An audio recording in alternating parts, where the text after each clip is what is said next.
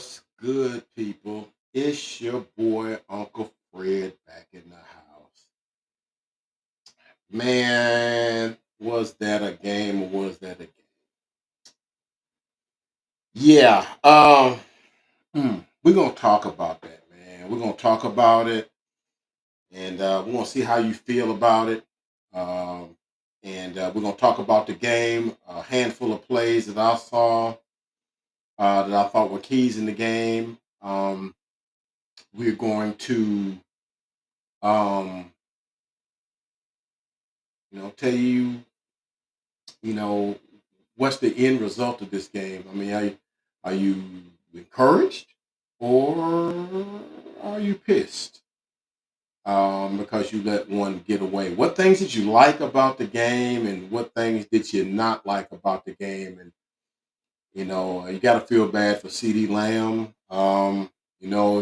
Right now he's our best player on our team, and I felt he was put in a good position, but and it didn't go his way. So anyway, we'll talk about that and a whole lot more, man. Hang with your boy. We're gonna talk all about it. Uh,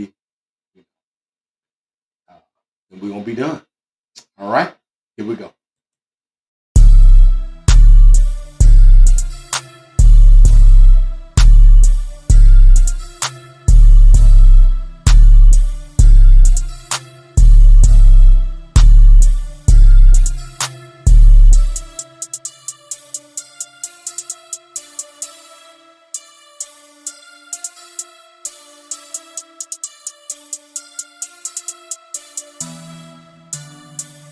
Two times on the beat, bitch.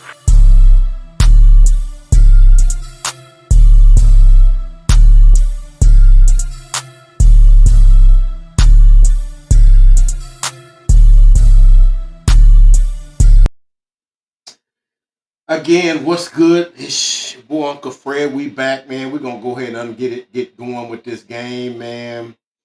First of all, first game of the year, Thursday night football, NBC, Chris Collinsworth, Mike Tirico.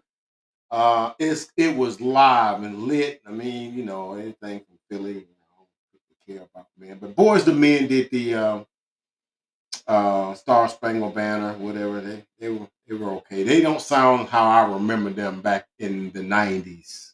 Just let me say it like that. But like I was telling my friend who was watching the game in the in my our uh, lunchroom or break room, whatever you want to call it. I was like, dang. I said, yeah, but they are in their 50s now, so maybe they don't sound like they did when they was in their 20s.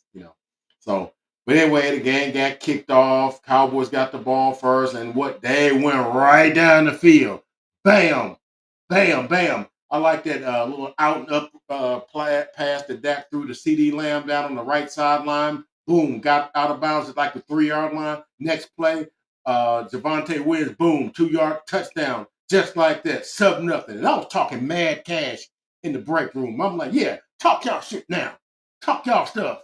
We here, sub nothing. And of course, kick it off to the Eagles. They run right down the field. Hurts made some nice runs. He made some great runs. Saquon made some nice runs. He's a lot stronger and tougher than he looks, man. And and they go right down the field, and of course, hurt. I mean, never fails. It was like third down at goal, and because we stopped them on their short runs once they got inside the red zone, and then it was like third down and goal. And they 5 wide or 4 wide or whatever, and shotgun or whatever, and nobody, an empty set, whatever. I'm screaming it from the top of my lungs in the break room. Watch the quarterback run. Keep him in the pocket, and of course, Dante Fowler got pulled to the inside. I got went around to the inside. Hurt stepped right outside of him, walked into the end zone. 7-7. Of course, Cowboys get the ball right back, do the thing, come right down, get down inside the red zone again, a couple of passes. What I was liking, though, we was getting some good runs by Javante Williams. I mean, runs where they was running into the line of scrimmage and then, running through guys and getting 5, 6 yards where really wasn't nothing there, and I said it on the Tuesday video. I said, look, man, if I'm not looking for us to, you know, run for 200 yards, but I mean, if we can get, pretty much every set of downs, we can get 4.5 yards on one of them runs, turn that into a 2nd and 5, 2nd and 4. Man, you'll take that, man. Every day of the week and twice on Sunday, you'll take it. So I was liking the little inside runs that he was getting, and I was liking the little. It was a third down run. I think it was later in the game. They did the little pitch out to Williams. They got the first down. They didn't give it like 2 yards, but I like what Adams and Connor were doing with the the formations and the runs and stuff like that. And like we've been saying, it ain't about you know who is running. It's how you do it. It's how you design the runs. Connor Riley um, and Clayton Adams, man, they're going to be. I mean, you're doing it against a good defense, albeit without Jalen Carter. Look, first of all, got to mention that on the opening about the Jalen Carter thing. Look here, man. Now I know they tried to make it look like, and I know people try to minimize their people's stuff or whatever, but for the game even had a chance to start. Dak Prescott is in the huddle talking to Tyler Booker, getting him settled because it's his first NFL game, and he catches sight of Jalen Carter over there, which really he ain't supposed to be nowhere near the Cowboys huddle, but whatever. So I guess he thought Dak was looking at him. So he's like, oh, well, okay. He's like, oh, what it be, player? What it is, player? So, and so that, had to spit. So he spit on the ground, like over the shoulder of his the guy he was talking to. Maybe Dalen Carter thought that was, an invite to come close so he could smell his cologne. I guess I don't know what that was about, but next thing you know, they face mask to face mask. And the next thing you know, I mean, because we don't see it, 'cause we watched it in real time. And then you see the flags. I'm like, what they gonna call? They're gonna call I thought because it was a decent return that Turpin made. And I was like, what they fixing to call? I bet they're fixing to call like illegal block or some sort of something or whatever. There's some unsportsmanlike conduct, and then number 90. I think he's 90. Isn't he 90? And he's been disqualified. I'm like, wait, what? And then they showed it in slow mo. He was just almost face to face, and as he's backing off, you saw the stuff come out of his mouth and went right down the front of Prescott's jersey. And I'm like, me and the guys in the break room were like, yeah, bro. Right there in front of the ref, man. I mean, the judge is right there. I mean, he right there. So I don't know how. I don't know how.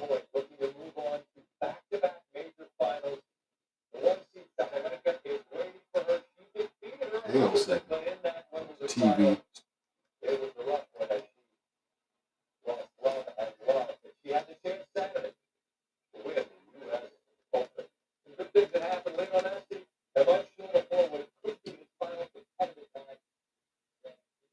There you go.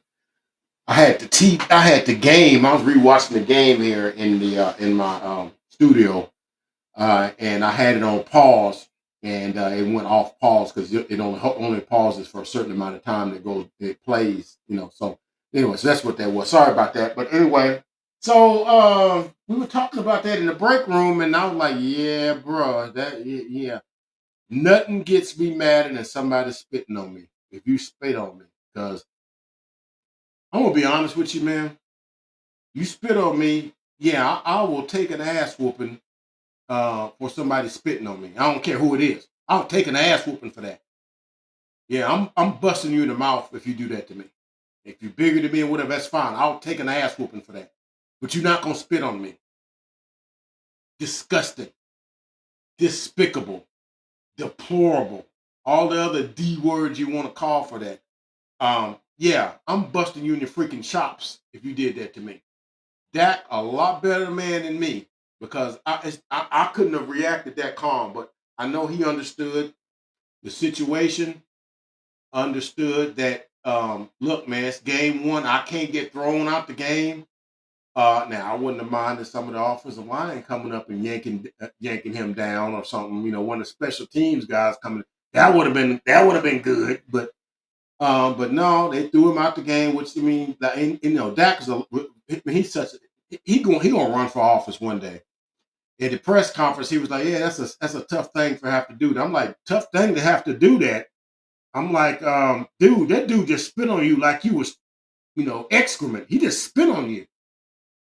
You know, I, me, I, you know. He said, yeah, he's a heck of a player. You hate for him not to play, get a chance to play. It's an opening game and stuff. And it's an unfortunate situation, which he's right.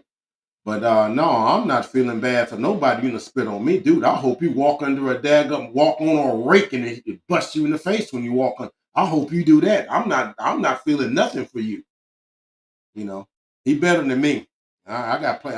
The Lord's still working on me because me and him would have been. I'd have grabbed face mask and slung whatever, and I'd have been thrown out. And then of course Joe Milton would have been playing, and of course we'd have lost 31-3. But yeah.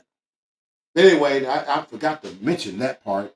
And then the other part of the game is that, man, if I'd have told you, like I said, Cowboys went up 14-7. Of course, the Eagles come right back down, and they cut to get another touchdown run by Hurts, and it's 14. He scrambled out to the left and just ducked into the end zone, made it 14-14. And then I thought we were going to do right the same thing. We got right about, just outside midfield, and he missed the pass to Pickens in the back of the end zone, which I thought might have been a little bit of interference. But you know what, man, we ain't going to cry about that.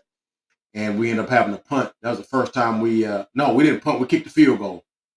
And that made it 17-14. Of course, the Eagles come right back down, and we just couldn't stop the runs. And then the play that got me the maddest, man, and we'll talk about it because it's the plays that, it's about 5 plays I thought turned the game. We had the Eagles in like a 3rd and 12, 3rd and 13, and they hit Jahad Dotson on a 50-yarder on Kyer Elam, and I'm like, come on, man, you can't get me about Jahad Dotson.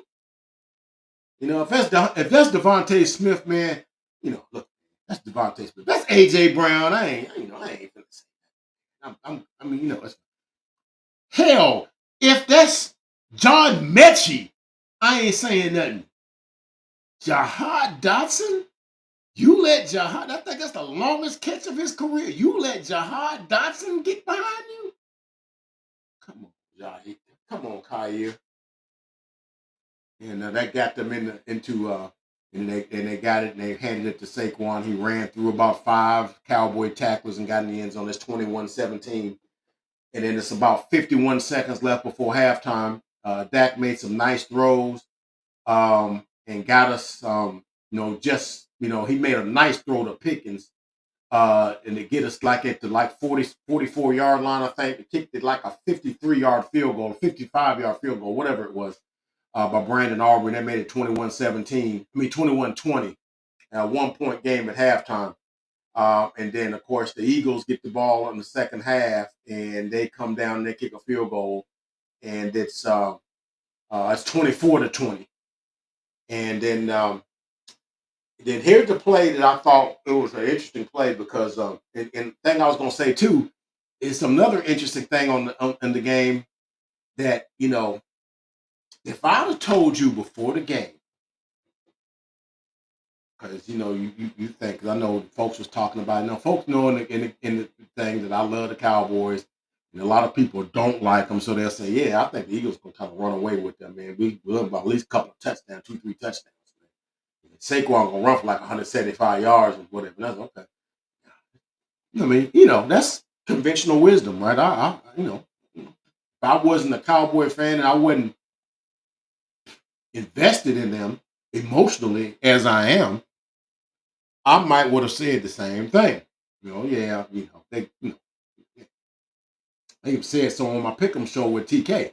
Yeah, I think they'll play good early and then and then Eagles will pull away late. But if I would have told you that Saquon Barkley would be held to 60 yards and there's a 50-yard run being made in this game and it's not Saquon Barkley, it's somebody for us, I'd have told you lying. But that's what happened. And if you'd have told me them two things happened, I would have told you we win in the game. If you'd have told me the Cowboys had, let's see how much that was here. I'm gonna pull over here and check out these stats. I got them right here. If you had a told me, let's see here, Miles Sanders had four. If you'd have told me that the Cowboys would end up with 119 yards rushing, uh, I would have told you, I'd have been like, yeah, because Sanders had 4 carries, 53, and I think Javonte Williams had like 15 carries for like 55 or something like that. Between those two, it's like 100 yards between those two, and I think Turpin had like 9 and whatnot. So we ended up 119 yards. If you'd have told me before the game we would get 100 yards rushing, Saquon don't have but 60. Now, and as a 50-yard run being held, and it ain't by Saquon, and it's by somebody by us.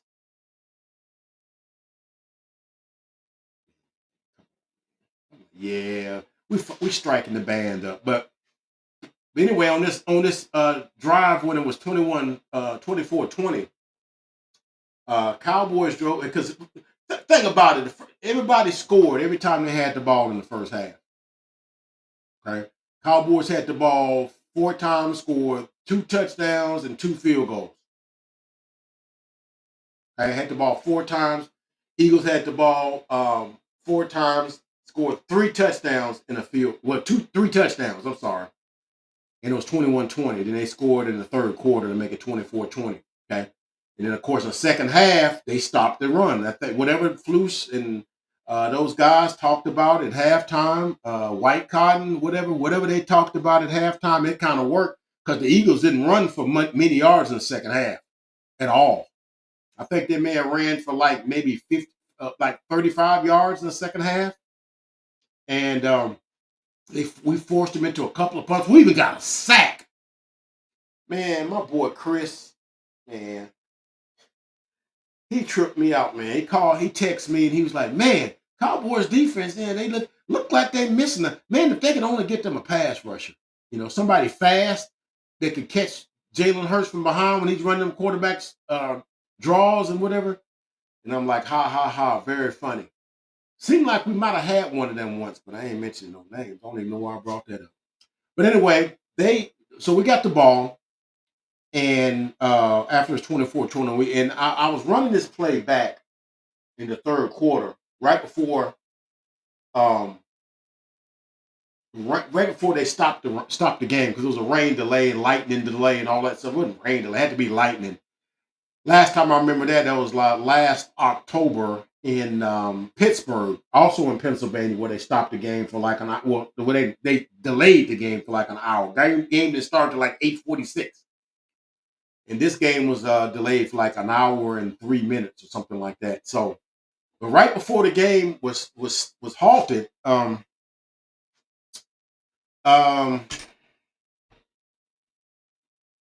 right before the game was halted, Cowboys had them a nice little had a little nice drive going. Um, they ran this little play with and this is I guess this is a Clayton Adams and Connor Raleigh thing because one of the things, and I'll get to it on my resolutions of the game. Um, but the play it was like a pull. When it snapped it, you see BB pulling, you see 73 Tyler Smith pulling from the left, from right to left. hand the ball to Miles Sanders. Miles Sanders picks his way through there. And here comes uh, Reed Blankenship coming in there thinking he gonna scrape that and get the tackle, and blam! Right out of nowhere, here comes Terrence Steele and blasts and this threw Blankenship right out the club. Just threw him right out the club. Because you watching the play from the backside, and you see Blankenship just flailing across the thing. And you look up, no, that's 78. Good going, Terrence Steele. Just threw him right. I really don't. I don't. I don't like Reed Blankenship, But yeah, I like that he got blasted and got decleated. And Miles Sanders bust down the right sideline, picked his way through there for a 50-yard run down to the 11-yard line. And I'm like, okay, okay. So Miles Sanders got the 50-yard run, not Saquon Barkley. Miles Sanders got a nice run. Longest run of the day by anybody was by Miles Sanders. And of course, now we try to get in the end zone. Um, and very next play, it calls George Pickens on an unsportsmanlike or unnecessary roughness, which I don't know what that is. He's blocking on a running play. Reed Blankenship is coming in there, and he just you know, I mean, you can do that, right? This is still football, right? I don't know, man. We was talking about that, and I was like, man, football ain't football no more. Ooh, I see chat. I see people in the chat, man. I ain't gonna mix nobody up. What we got, man? Uh, on to next week. See these 4 drops. Quan, I only counted 3 drops, but maybe it was 4. What? Hey, man, it was not his finest hour, my man. It really wasn't. It wasn't his finest hour. Uh, Kenny Clark and the linebackers did their job. We still have to get the edge, set the edges better. Yeah, Miles should have gotten it. Yeah, that's the difference, man. He probably would have gotten the end zone on that, but Miles, I'm not fixing to say Miles Sanders is washed, but he got the W and the A. He ain't got the S and the H yet. Yet, but he's like on the downside of his career. Now, Miles Sanders, like when he was playing for the Eagles, like 3 years ago, he probably scores on that play. But the Miles Sanders that we have, um, yeah, probably not. Man, good man. Good. Thank you for staying up and watching me tonight, man. I'm just gonna try to, end it up a little bit, but the game just ended, about an hour and a half ago. So, what was it, about 11? No, it was about 11, around 11 o'clock, I think. Or, right at, about 11:15 or something like that. Because it was right after I got off, right before I got off. So that's why, yeah, the game is late. I may as well jump on here. So I appreciate y'all for rocking with me, on this, whatever. So anyway, but yeah, I'd like to see that. But then 2 plays later, I see Reed Blankenship, coming and hitting Ferguson. First of all, Ferguson should have caught the pass. That was a touchdown pass, right? There was a pass 2 plays before that where he led Zach Bond. He did a lot of little, and then and to me, I guess Dak thought he was beat more than he was, so he just threw it to where the dude was. He probably should have like threw it to the back of the end zone and allowed Ferguson to run up under it, because Vaughn was able to catch up to Ferguson and kind of. I mean, in certain situations, that looked like the play that old boy. There was a whole bunch of controversy around in 14 that the linebacker, I can't think what his name was, but he supposedly interfered with that Lions tight end, and they didn't call it. you know. And I had a friend that's a Detroit Lions fan from Detroit, from Ann Arbor. Shout out to Greg. He was like, "Yeah, that was a penalty." I'm like, "I don't know what you're talking about." It was a play just like that, a linebacker on a tight end, and the pass was thrown like high instead of like deep, and it allowed the defender an opportunity to catch up with him, and he just touches him just before the ball gets there. And I think sometimes the refs allow them to have that contact. But then, like I said, 2 plays later, he gets forearmed by Reed Blankenship. And I actually didn't think that should have been unnecessary roughness, because I thought Ferguson should have caught the ball. That should have been like a 12, 13-yard touchdown pass by Dak Prescott. But but nope, they called but they called that they called that penalty, and so they ended up going back to the 10-yard line where Sanders had the ball initially, and then he runs it up the middle, and the ball comes out, and Quentin Mitchell picks it up. And if it wasn't for Dak Prescott getting his ankle, that would have been a house call. The Quentin Mitchell runs a 4.3, and it wasn't none but big dudes on the field. So Dak Prescott was just carrying his fake out, like he still had the ball, and this happened to see it. He reached in there and got his shoelace, right? And that stopped that play, and that's like 4:44 to go in the third, and that and then they stopped the game from like you know 16 something like 8:16 to like 9:20, something like that. And so when they come back, it was a bunch of punts, couple of tush pushes, two, three tush pushes. I thought we stopped that thing one of them times. I think we may be coming up with an idea how we can stop it. But anywho, I think you come in from the side and you kind of grab his legs so he can't get the drive or something like that. I think I heard Chris Collins was talking about that. But anyhow, um, but it really wasn't no scoring. Really, we made them punt 3 times in the fourth quarter. Um, and we had 2 opportunities that we got the ball back with like 7 minutes to go. Got a first down, pass over to the left. I think it was to Pickens. And then the pass I guess you can call it like the deep dig that CeeDee Lamb had, and it went right through his. I mean, y'all can knock Prescott all y'all want, dude. You can't hand that pass to him no better than that. He put that thing right between the eights and the eights as he's in breaking right between 2 defenders. That thing was right there. It went right between his hands, and it fell incomplete, and we ended up having to punt and whatnot. So it didn't. And then the second time we had he had a little like a what you would call a up and out, an out and up on the I think it might have been Cooper DeJean that he had that on, and it would have taken a good catch, but I've seen CD Lamb catch passes tougher than that one, and he didn't catch it. So, and we turned it over on downs, and they just basically downed it out. We lost 24-20. So anyway, that was the game, 24-20. Dak Prescott was 21 of 34, 188 yards, no interceptions, no touchdowns. I think Jalen Hurts like 19 to 23 for like 152. He also rushed for 62 yards and 2 touchdowns. And seems like every time we had them in a dire strait, whenever he would run out of it and stuff. So we weren't able to corral him. Just like my man Chris said, he's got a channel too. I'm gonna put his thing up here so y'all check him out. He does podcast. He does a YouTube channel on college. He's more college than I am, but anywho, he was like, yeah, if y'all could just get you a pass rusher. I'm like, yeah, you wrong for saying that, man. We would have had a pass rusher, but somebody up there in the luxury suite, got mad at him and sent him off or whatever. So whatever.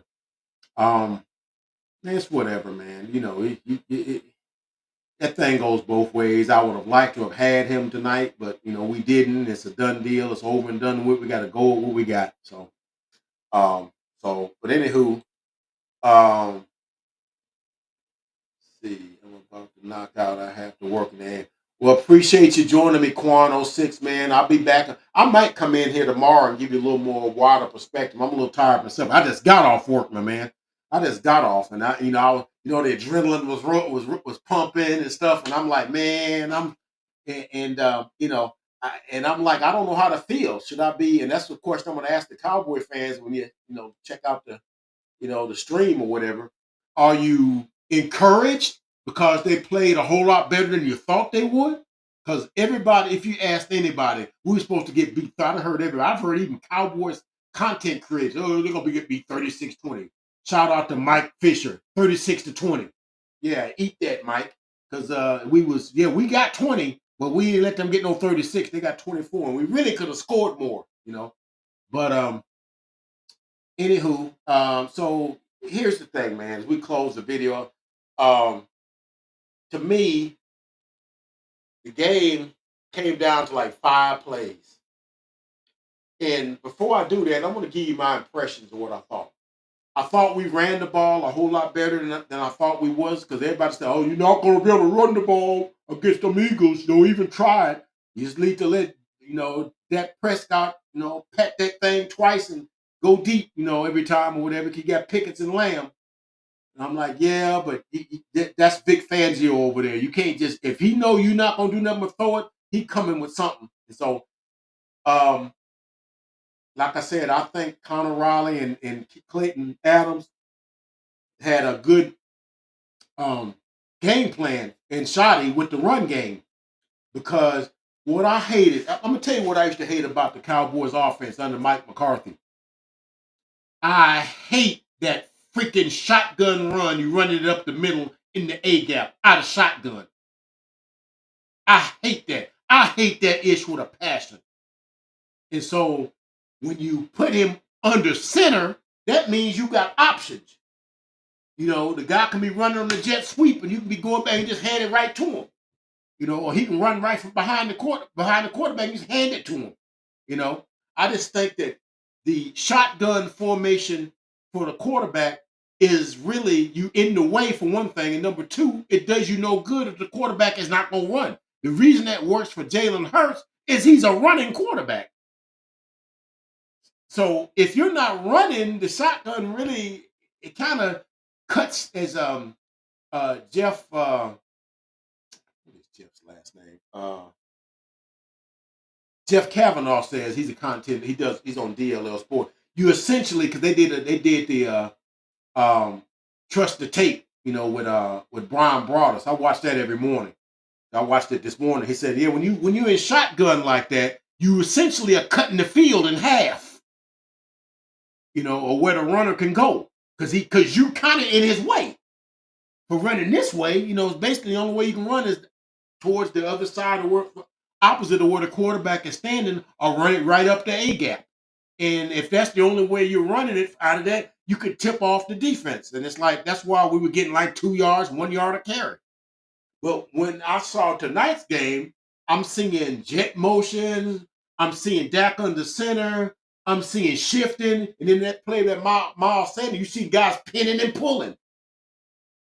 You're seeing a lot of creativity with the running game, and we don't have no guys back there running it. You got Javonte Williams and Miles Sanders. They're the ones. Jaden Blue didn't even get a jersey today. Neither did Mozzie Smith. Didn't get a jersey today. Okay, so those two guys, and I thought they ran for good yardage tonight with, mediocre, maybe just a little bit better than mediocre running backs. None of these dudes are Saquon Barkley. Man, if we had Saquon Barkley, we'd be dangerous.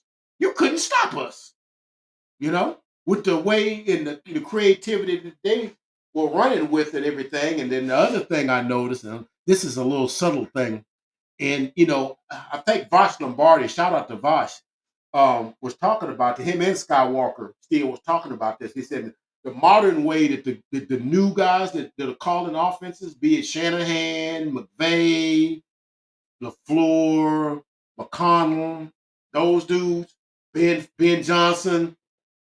If you notice, when the formations are, the guys are inside the numbers. All of the whole containment of the offensive formation is within the numbers. The Cowboys, up until this year, they wideouts are way out here outside the numbers, and that might not seem like that mean anything, but as I was doing my research, I found out that what that does. I can hear me okay. I got a little interference there. What that does is the close proximity with the runs and the the wide receivers and the safeties and stuff, where you crisscross and stuff. That what makes you get what you would call legal picks. Guys will be picking each other off. What I'm saying is the defenders getting each other's way. Because we was having that happened to us when we was playing them Shanahan style offenses. Heck, Trayvon Diggs basically said it himself. They said, "What do you don't like?" He said, "Man, I hate them offenses because you got to sort through the trash on every play in order to make a play. I gotta bypass my own players because they, when he crisscrossing, you taking the defender with you. So I gotta like not run into him while I'm following the guy that I'm going. I got a guard, But if you outside the splits, you got all this area to run around, where the defender can make a play easier. When you got condensed splits, you kind of like get guys to you create like a traffic jam, you know. So I didn't even know that. That was like, oh, you teaching me something. My old dog can learn some new tricks. So I was noticing the motion, the under center on a lot of the quarterback passes because that deep pass he threw to CD Lamb, that was off of play action. See, you don't get play action off of shotgun passes. You don't get it. You know, that was a play action. He hit CD Lamb deep on like a 30-yarder down the right sideline, set us up at the 3. And I was like, yeah, I like that. That play action. Suck them linebackers in, pull that thing out. And so I'm encouraged by what I saw with that. Okay, I was encouraged by what we was able to do running the ball. Because look, man, this is a new thing to us. This motion and the line splits and stuff. Because I was scared that like maybe we should hold off on that until next week when we in our own home stadium, because it's going to be noisy and you got all this motion. I said, man, it's going to be 5 false starts, man, 5 illegal motions, But none of our offensive linemen, other than Tyler Smith, had one sort of iffy holding call in the second quarter. No really holding calls. And I don't remember any false starts. So we have cleaned a lot of that up. So those are the things I saw. There's more motion and narrower splits. I thought Dak was focused. I thought the defense needs a little more discipline, especially on like the little quarterback runs. It's like I want to say it was Chris Collinsworth. It was like it's almost like they didn't know Jalen Hurts running the football. I'm like, yeah, he do that better than he do anything else. That's what he do. You know, you know. But And I think they need a little more discipline. But you got to understand, it's a new defensive coordinator, Matt LaFleur. Uh, he gonna be better. White Cotton gonna have the defensive line better. You got a new dude making his first start. Just came there 6-7 days ago, and Kenny Clark. I thought he had an okay game. I thought Ezra Rocco had an okay game. I saw a good pressure by James Houston. He had to. I mean, and they're gonna have to manufacture pressure now because you don't have Micah getting double teamed and guys getting they on because Micah the extra dude that's blocking Micah frees up another guy to come.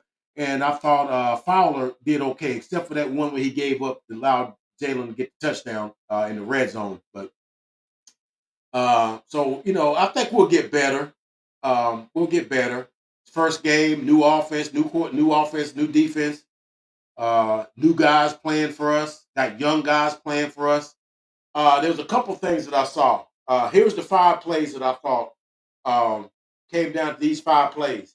The 50-yarder to Jahad Dotson given up by Kaiir Elam. Dude, that just can't happen. Like I said, I'll get, you know what? I ain't gonna cut, I'm not gonna bake your bread if you do that, if that's Devontae Smith. Okay.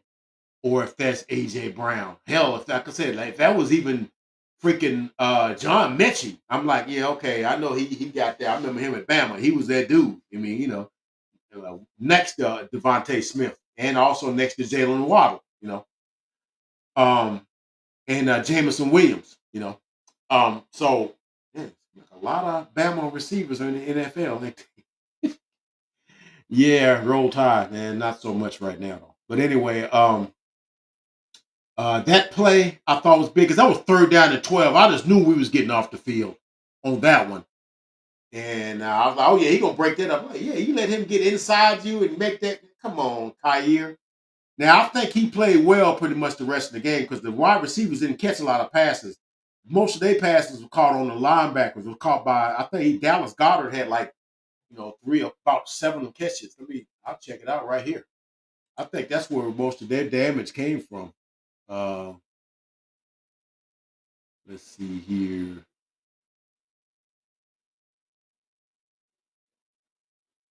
Receiving. Yeah, here we go. Dallas Goddard had 7 catches for 44 yards. Okay, 7 catches for 44 yards. So he had more catches than anybody else. That's where they was going. Jahan Dotson had 2 catches for 59, the long being 51. Okay, so his other 2 catches had 7 yards or 8 yards or whatever. So uh Devontae Smith had 3 catches for 16 yards. AJ Brown had 1 catch for AJ Brown with like the 90% of the 95% of the game with no targets, right? He had 1 catch for 8 yards. Okay. But you let Dagum Jahan Dotson get loose for a 55, 51 yarder. He don't get that pass completed, man. I think we win that game. You can let all the other plays go. All right, that's one play. The other three, I think the 3 CD drops. He dropped one across the middle that hit him right in the daggum face mask, and they thought it was a tight window throw, but it got right in there, you know.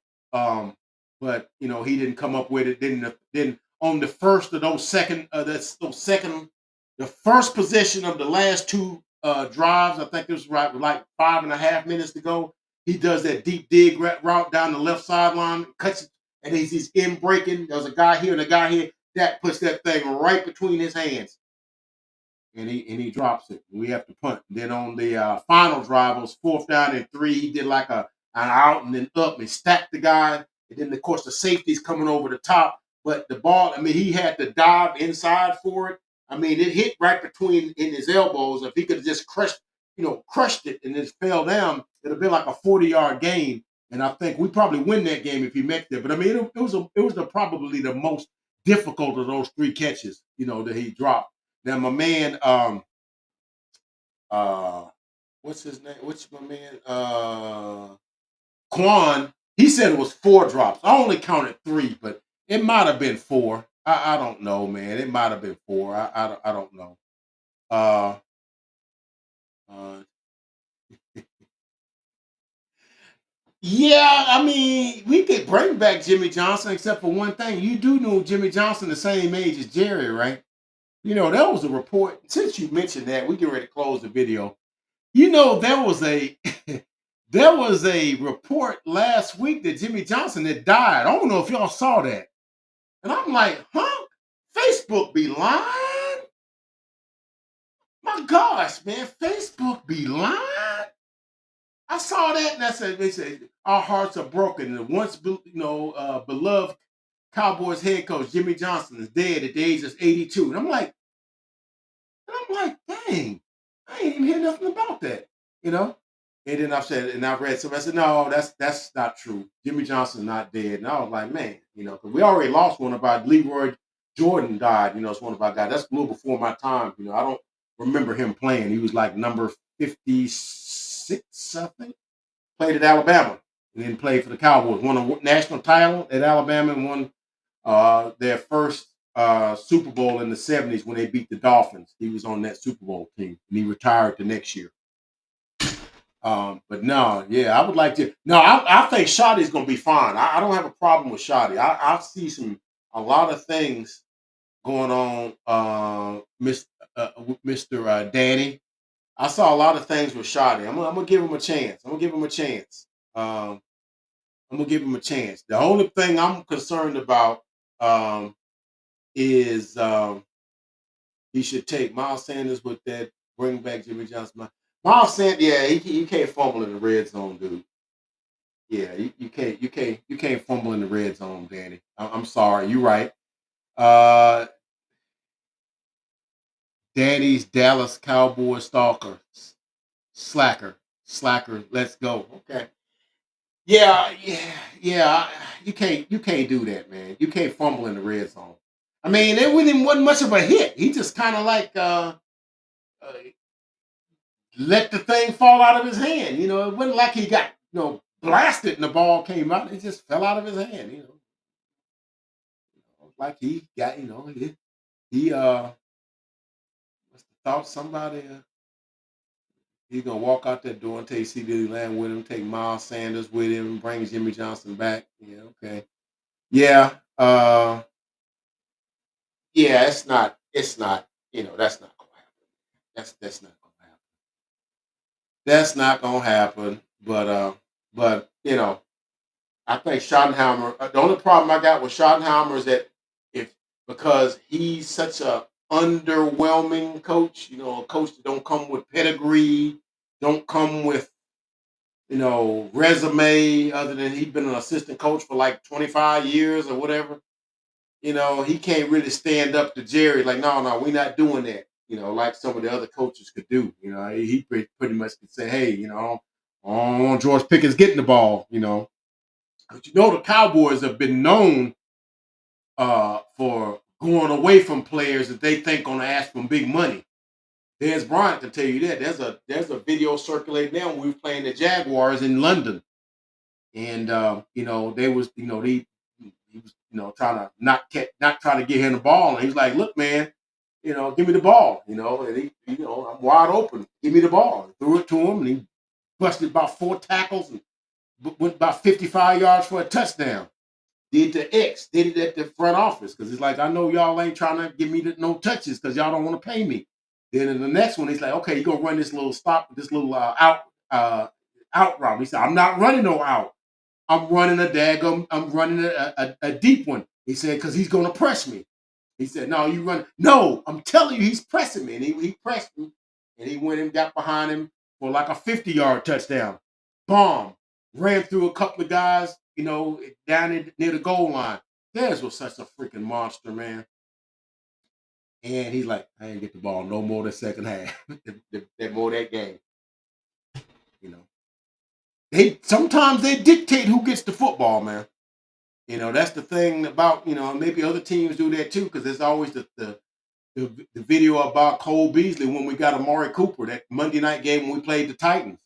And Sanjay Lyle, I remember him. He was our wide receivers coach for a long time. I remember him. He said he pulled him to the side before the game and said, hey, man, they didn't call big man and call from upstairs, man. Hey, look here, man.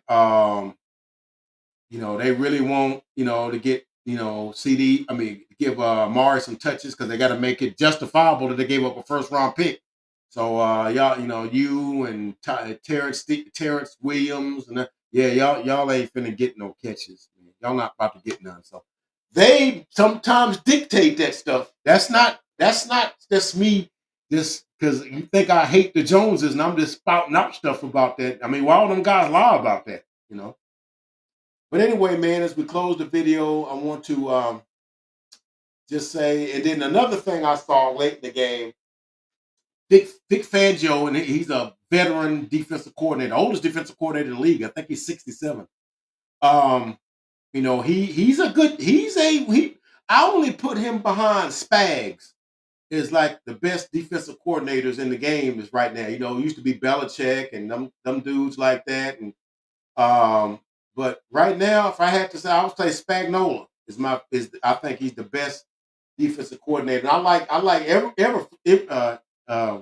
Everflus too. I like Flus too, our guy. But he got to get his players. And we're gonna see. I think it's the first game. You playing an opponent that's hard to defend. They are hard. The Eagles are very hard to defend. I hate the Eagles like, I'm the Eagles, all day, every day.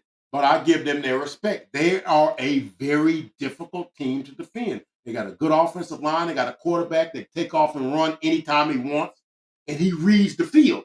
And if you overplay that, he got guys, AJ and Smitty, that can get open on any coverage. So they're hard to defend.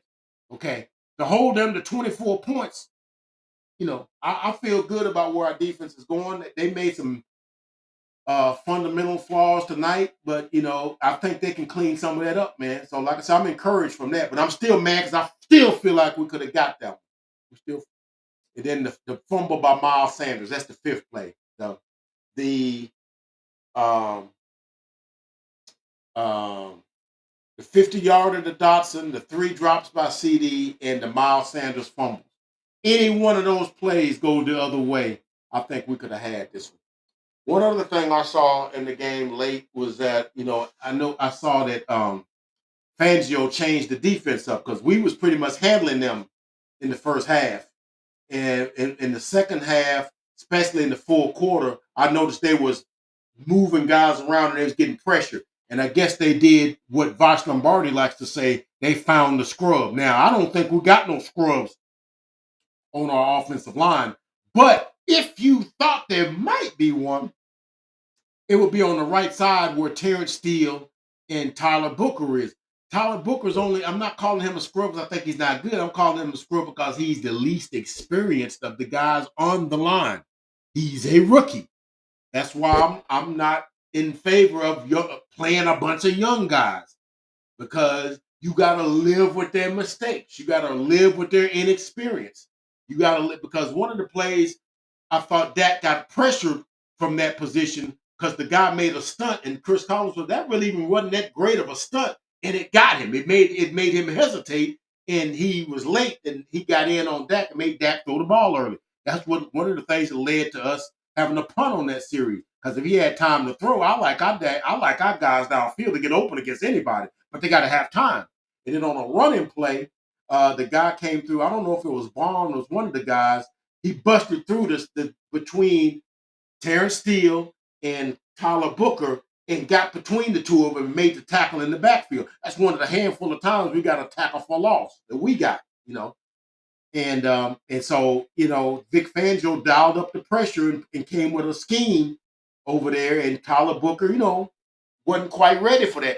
Again, when you put young players in high leverage moments, like rookies, 60% of our offensive line is first or second year with Guyton, BB, and Booker, the two experienced guys as Tyler Smith and Terrence Steele. But look here, I'm gonna tell you like this though. I thought for like 80, 85, 90% of the game, Tyler Booker played his ass off.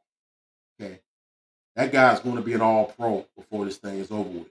Okay. I'm real confident in what our offensive line is going to look like, you know.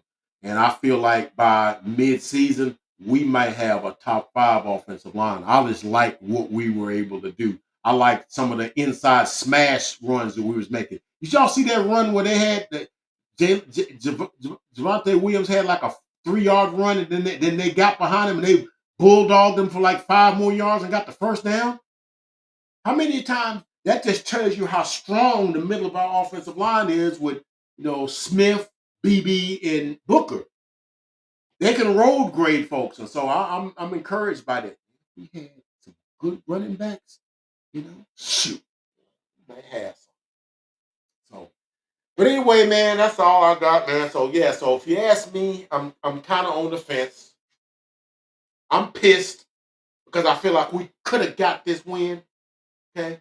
Nobody telling me, oh, we would have been worse if we'd have had Jalen Carter. Y'all would have run. No, I'm not gonna let y'all have that because I have seen Tyler Smith handle Jalen Carter.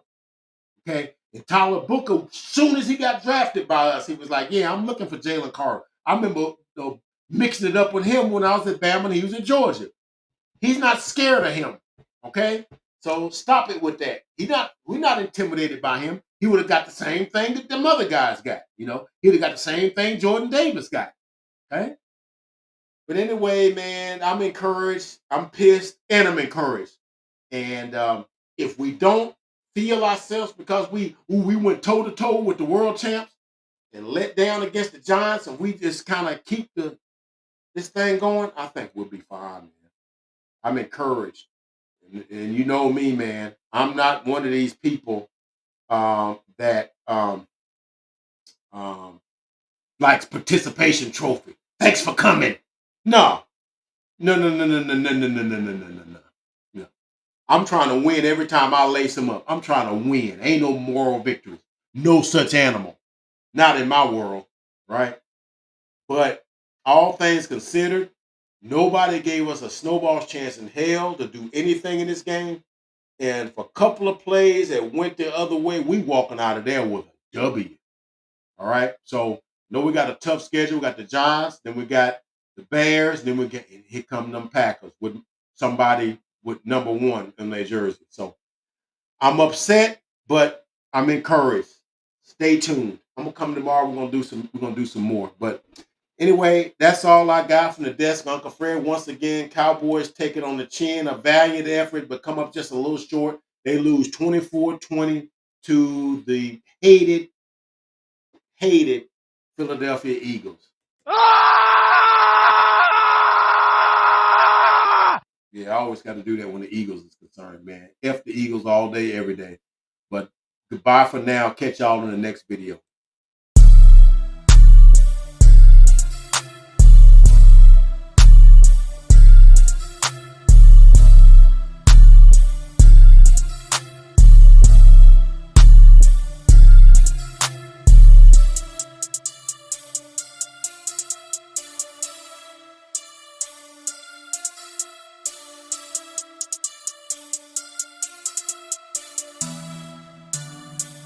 Two times on the beat, bitch.